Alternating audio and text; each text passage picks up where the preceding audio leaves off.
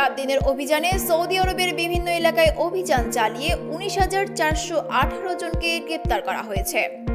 আবাসিক আইন ভঙ্গের দায়ে 11,787 জন, নিরাপত্তা লঙ্ঘনের জন্য 4,380 জন এবং শ্রম আইন লঙ্ঘনের দায়ে 3,251 জনকে আটক করা হয়েছে। অবৈধভাবে সৌদিতে প্রবেশের চেষ্টাকালে 1,221 জনকে গ্রেপ্তার করা হয়েছে, যাদের মধ্যে 42% ইয়েমেনি, 56% ইথিওপিয়ান এবং 2% অন্যান্য দেশের নাগরিক। সৌদি আরব থেকে অবৈধভাবে পালানোর সময় 136 জনকে আটক করা হয়েছে।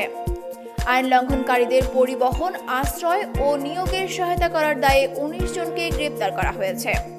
সৌদি আরবে বর্তমানে 30,261 জন পুরুষ এবং 3,315 জন নারী আইনি প্রক্রিয়ার বিভিন্ন ধাপে রয়েছেন।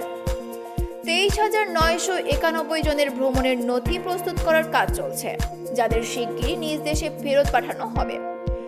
10,319 জন প্রবাসীকে ইতিমধ্যে নিজ নিজ দেশে ফেরত পাঠানো হয়েছে। অবৈধ অভিবাসন সহায়তাকারীদের জন্য 15 বছরের কারাদণ্ড, 10 লাখ সৌদি রিয়াল জরিমানা এবং সম্পত্তি বাজেয়াপ্তের বিধান রয়েছে। সৌদি আরব অবৈধ অভিবাসন প্রতিরোধে কঠোর ব্যবস্থা নিচ্ছে এবং দেশের নিরাপত্তা নিশ্চিত করতে প্রতিশ্রুতিবদ্ধ।